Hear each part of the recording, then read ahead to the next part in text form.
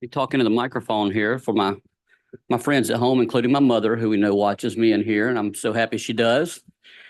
So we are called to order. I'm going to try to move quickly. I know we've got a very busy day, but I'm certainly happy to answer any questions or anything and work through these.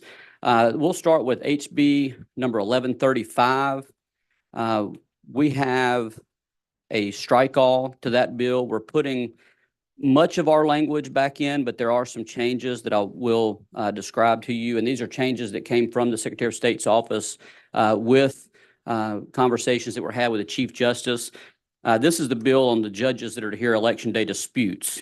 Again, we're putting our language back into it, but we say that we provide that the name of any judge selected to hear election day disputes shall be provided to the Secretary of State at the time the appointment is made. So that's the change that's made there. When we talked about this on the floor on our bill, we had it as a 7-day deal, but again, there's the concern would be with, maybe with earwigging and allowing the judge to be appointed at the time. We also outline what that process looks like, which is basically language pulled in from 2315-951.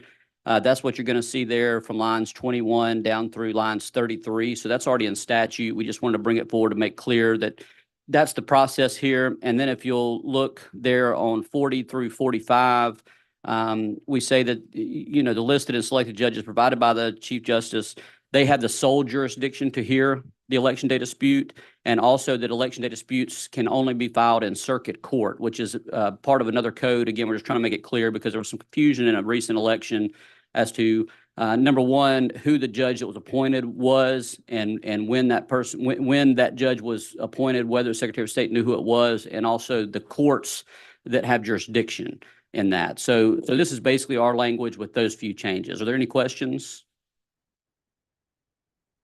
Seeing none, I'd like to adopt a strike all. So that's my motion at this time. All in favor of the strike all, say aye. Any opposed, say no. All right. Now, do I have a motion from the committee? That'd be Titus Fish and do pass as amended is the motion. Thank you, Senator Fillingane. All in favor, say aye. Any opposed, say no. All right. Thank you. That will be reported out. HB number 1404. Again, this deals with runoff elections, revised time for holding to 4 weeks. We had a very similar bill in our committee that we passed on the floor earlier this year. What we have here is, or what I would like to do is take HB number 1404 and put a reverse repealer in it, because there are some conversations about this bill. Our bill did not include municipalities when it came to moving the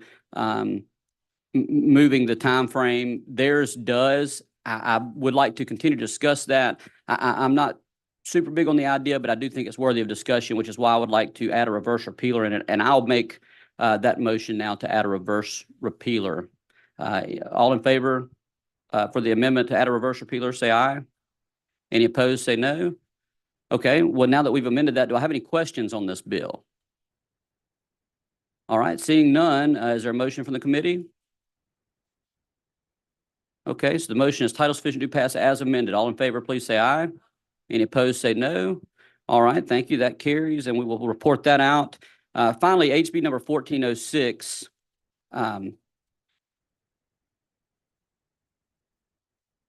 Okay, HB number 1406. This is a bill that did not have a companion bill, but just briefly, this revises provisions dealing with absentee voting.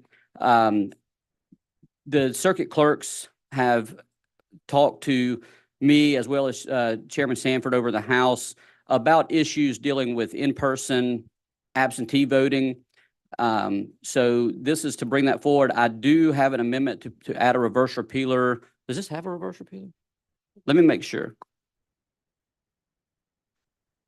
Okay, so in our strike all version, we have a reverse repealer. So that's, again, just to take this conversation forward on revisions to that part of the absentee balloting. It seeks to clarify signatures and whether you have to sign an application and your ballot with the envelope, whether you put the ballot in the envelope or whether it's dropped into a secure box. Those are the ideas on it, but it's something that bears more conversation. So I would just like to extend it further. So we have a reverse repealer in our strike all. So do I have, I will make the motion that we adopt a strike all at this time.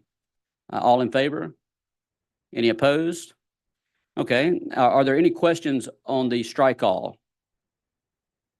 All right, seeing none, is there a motion from the committee? Okay, the motion is title sufficient do pass as amended. All in favor say aye. Any opposed say no. All right, that bill will be reported out. Do I have a final motion? Rise and report. Thank you.